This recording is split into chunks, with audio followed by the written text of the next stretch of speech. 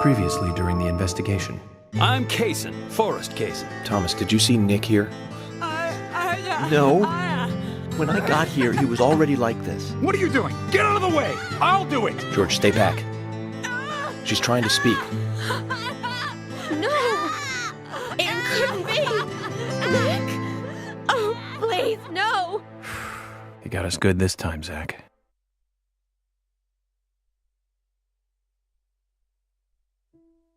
Oh, I can't believe it, man. Now that's heavy. Me neither. When did Becky stop coming to work? I think it was like from the day Anna was killed, man. Yeah, that's right. She was totally depressed about something.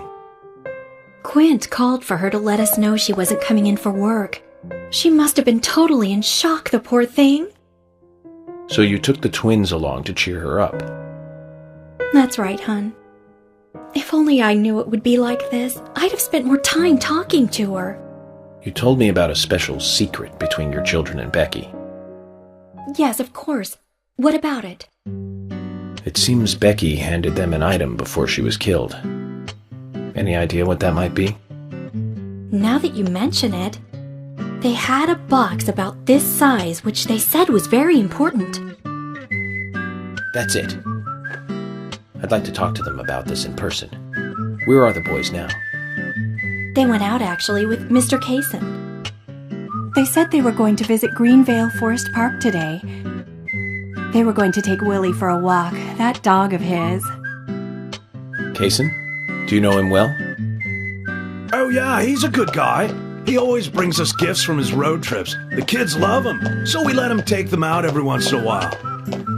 You know, for a little quality time with the missus. Okay, I understand. But the situation calls for urgency.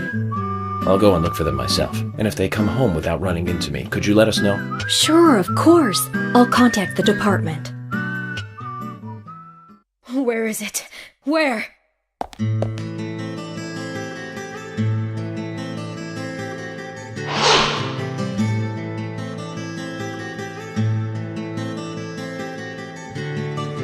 Where could it be? Her dress. Oh, Sally! Sally?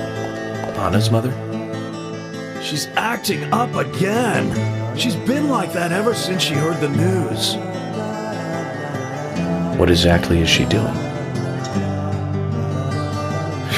Got no idea. But I guess she's in shock or something. Way I look at it, her daughter's death hasn't really sunk in the right way. Totally, man. I feel sorry for her. Come on, let's go. Lily, have you seen Anna's dress, dear? I can't find it anywhere. Zach, the wheels are turning, but not in the right way. You feel it too?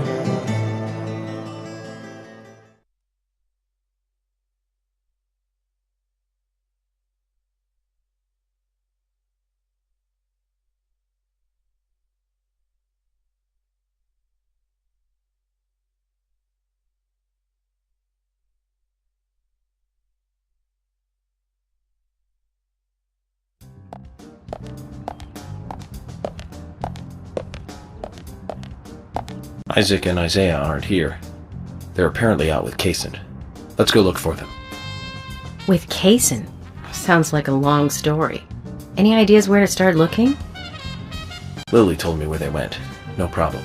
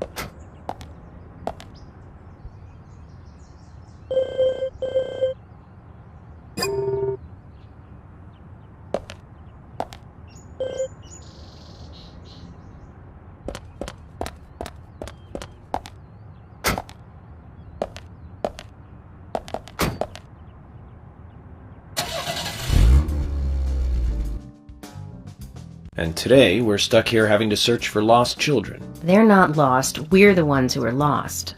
And so we are, Emily. Zach, we may as well have fun if we're getting lost. You sure know how to take your time at a time like this.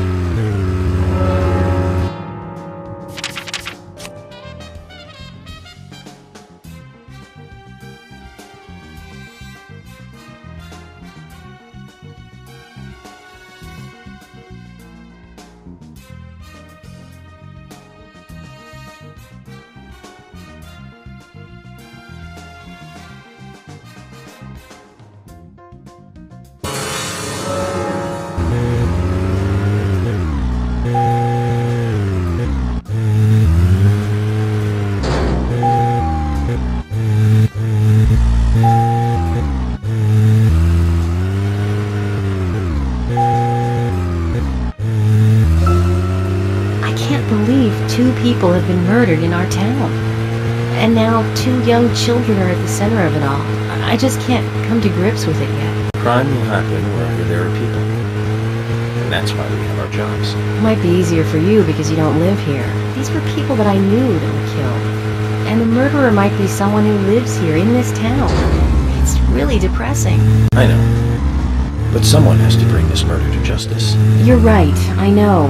But Agent York, sometimes I just think I'm not really cut out to be a cop. Not true, Emily. You have the potential to be a superb law enforcer. You can be emotional at times, but you also possess what's most important. I do? What do you mean? What do you think? A sense of justice. Justice? I must admit, I'm surprised to hear such a... how should I say this? Such an obvious answer. I thought you'd say something else. Obvious or not, I joined the FBI in order to do what's right. And that's what's important. I understand, but still, you seem... I'm sorry. I need some time to think. Whatever do you want to think about? Justice. I want to think about justice. Zach, she's quite the philosopher, isn't she? Then again, death makes everyone a philosopher.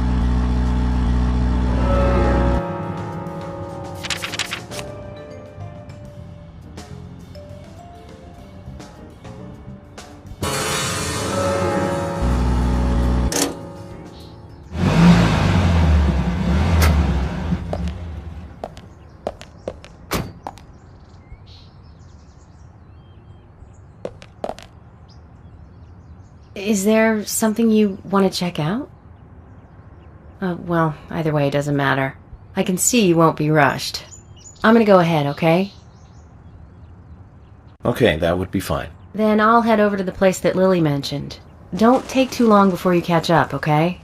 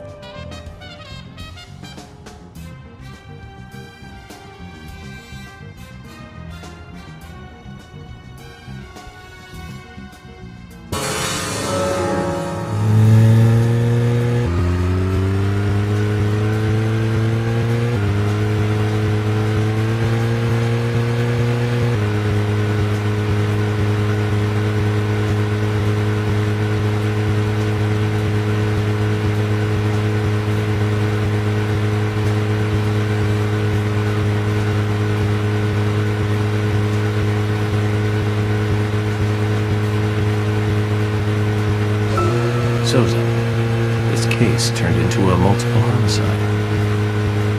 What kind of motives turn a criminal into a serial killer? Is it hedonistic? Ritualistic? Copycat crime? Sex-related? Cannibalistic? From the Bureau of Statistics. These interesting ideas don't always really explain the real motive.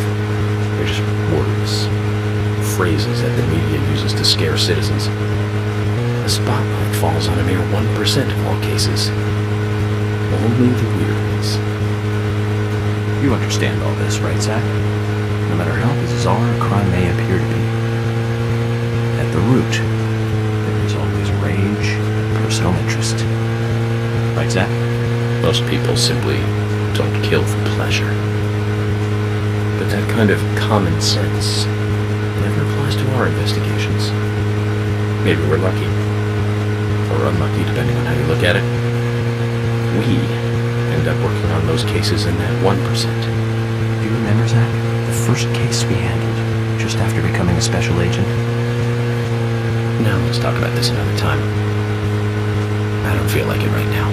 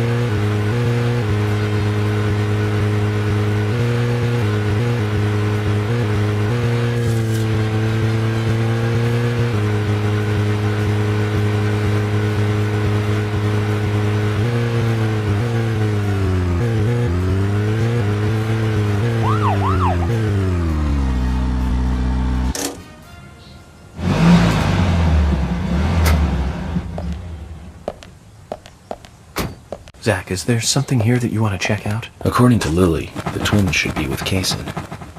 Perhaps we should try going to where she told us they might be.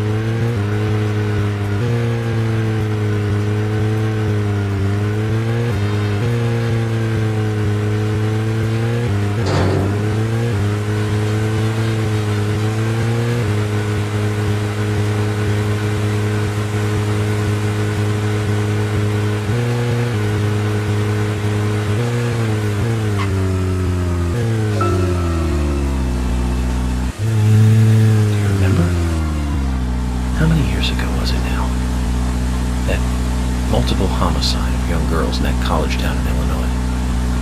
All the victims were cut open from the throat to the crotch.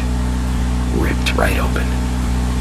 During the autopsy, a second stomach was found inside the first victim's body. Of course, she didn't naturally grow a second stomach. One of the stomachs belonged to someone else. As more victims piled up, there was one with 2 hearts, one with 2 livers, 4 lungs. Different organs each time. Of course, those extra organs didn't do the girls much good, right, Zach? And they say too much is never enough. In the end, we arrested a professor at the med school. They found the body of his daughter, dead, and the missing organs at his house. You remember what he said when we took him in? I was ordered to restore those deformed bodies back to normal. And remember who he said ordered him? An alien. Well, of course we couldn't arrest an alien, so we arrested the professor instead. Serial killers can't be caught by logic and common sense. I learned this the hard way. That first case taught me that. Since then, these cases just keep getting more and more complicated. It's a tough job. I thought getting experience while I was young would make the job easier.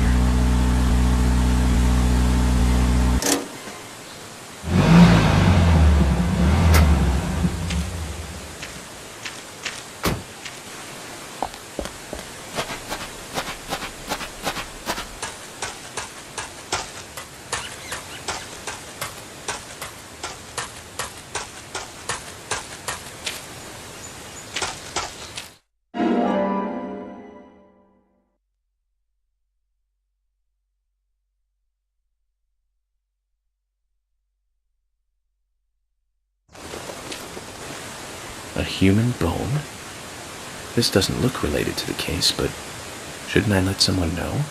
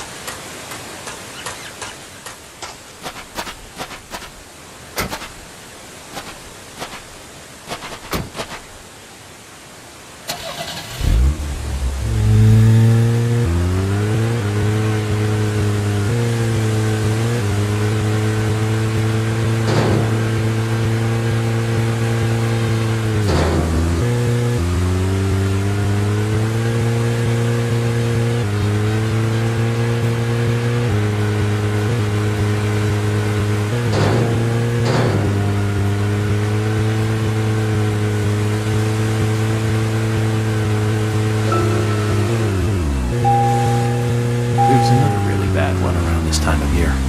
3 years ago. Remember, Zach? Yes, that's right. That one.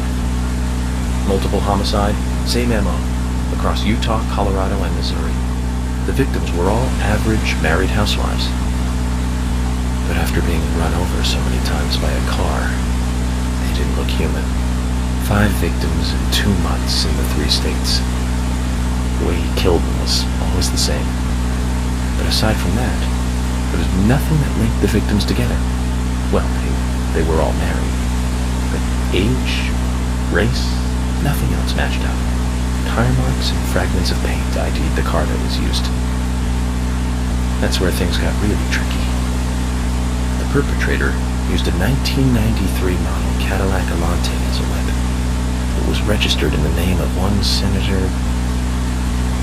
No, I'm not feeling talking about this anymore. That senator's basement. I wish I could forget what I saw there.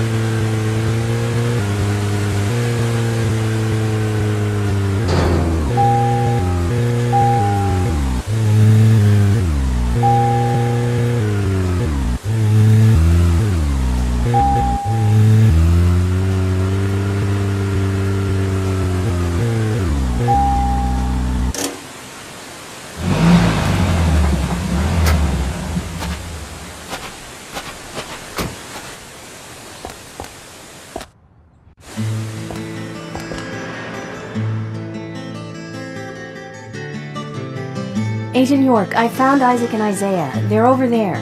Let's go.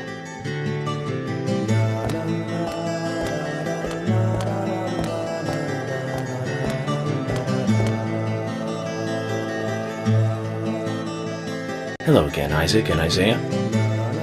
I hear you're teaching Willie to do tricks. What's your secret? It's easy. Really simple. If he does it right, we give him a treat. A cookie if he does it right. I see. Very clever. So, tell me, you two. Could you perhaps tell me your other special secret with Becky? No, we can't. It won't be a secret if we tell. I'm not telling. We promised Becky. Now that's a problem.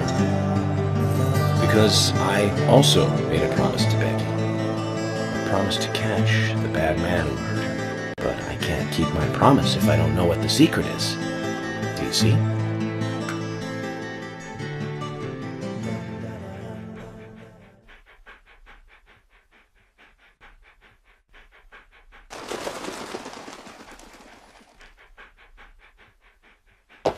She told us to give Diane a box. It wasn't that heavy. We took it to the art gallery and gave it to Diane. Is that all Becky gave you?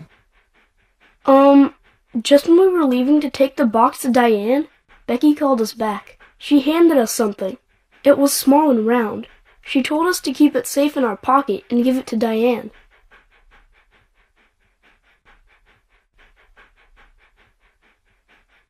And then you met Carol on your way? Yep, I took the round thing out of my pocket and we looked at it. And then she talked to us. We told her that we were on an errand for Becky. She said she'd do it for us. But we told her no, because Becky asked us, not her. We promised Becky to do it ourselves.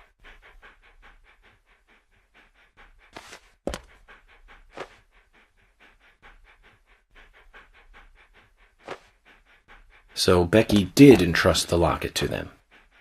And now Carol has it. Right, Kaysen? Huh? You were in the room when Carol took the locket back from Diane. I saw you with Diane in the art gallery that day.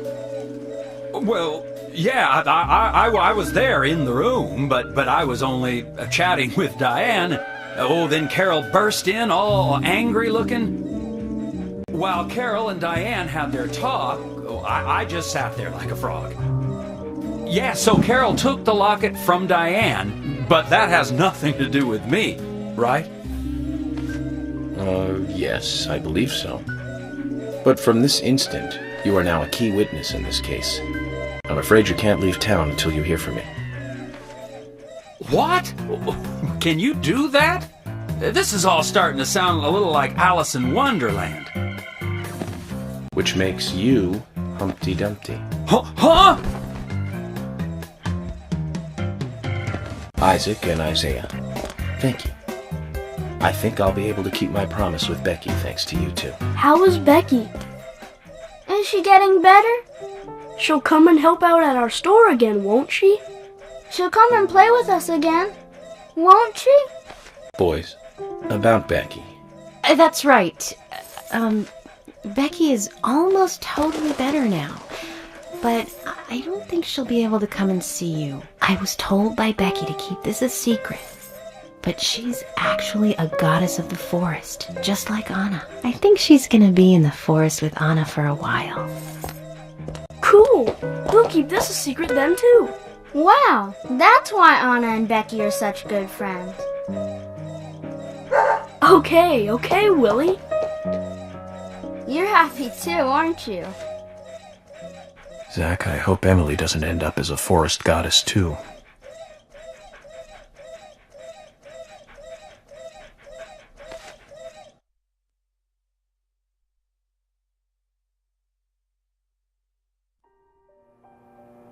Okay then, Zach.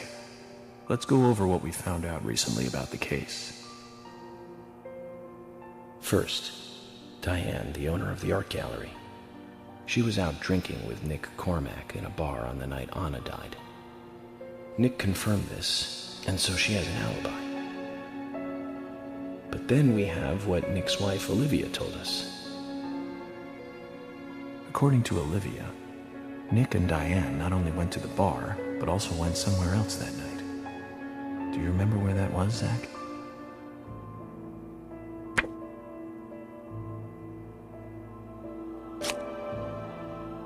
That's right, the art gallery. Before entering the gallery, Diane looked back towards Olivia, almost as though she saw Olivia in the dark. Nick's behavior has also become more suspicious by the day. If Olivia is correct, then he is heavily involved in this case. But we have no conclusive evidence of that at the moment. The only thing we can say for sure is that Nick's whereabouts are unknown at the time of Becky's murder. He has no alibi for the crime, but that fact alone means nothing. So who was it that called Thomas to report trouble at Becky's place?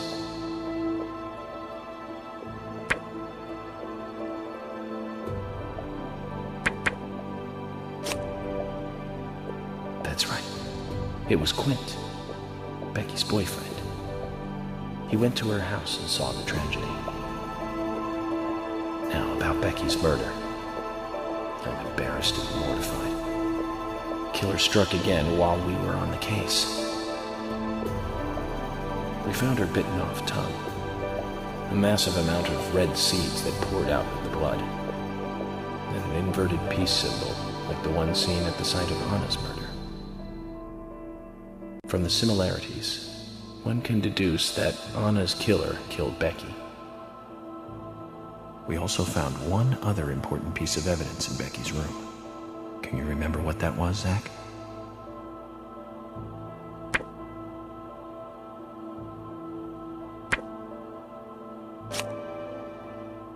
That's right. We found a sketchbook in Becky's room. She had apparently written a letter to her sister Diane. It revealed that Becky took a locket from Anna's body at the crime scene. She also admitted to borrowing a pair of Diane's stiletto heel shoes. So Miss Stiletto Heels was Becky. There was something else at the end of the letter. It said that she handed the locket and stiletto heel shoes to someone. Do you remember who, Zach?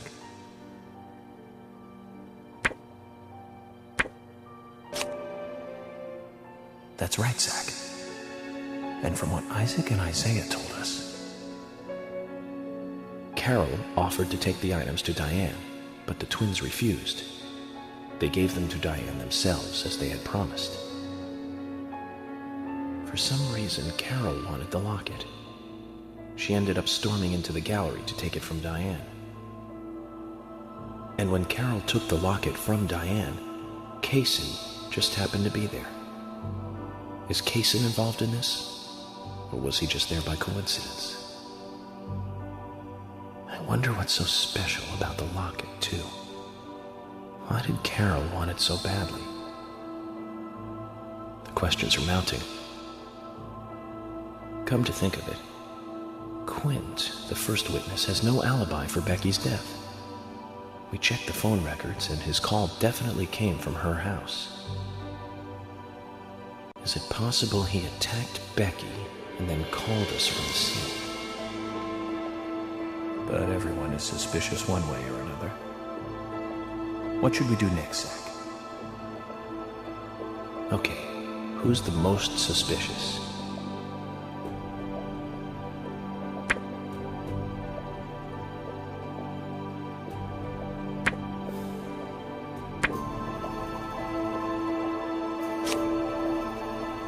That's right. Becky's sister and Carol's enemy, linked to both Nick and Casey, the elegant owner of the art gallery. Zach, that's our next move. We'll start with Diane.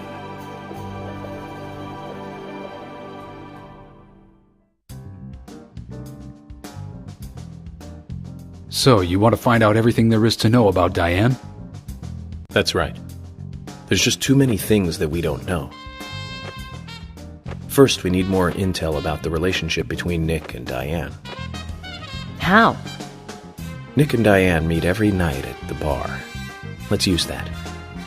George, we'll need you to stake out the gallery. What do you mean?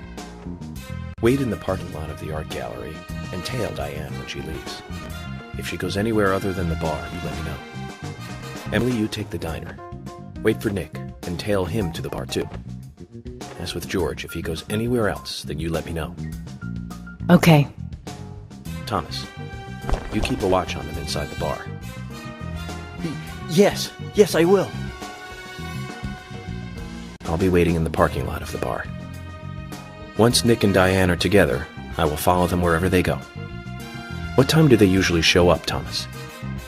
Around the same time. Usually between 22 and 2300. Then at that time we do it, boys and girls.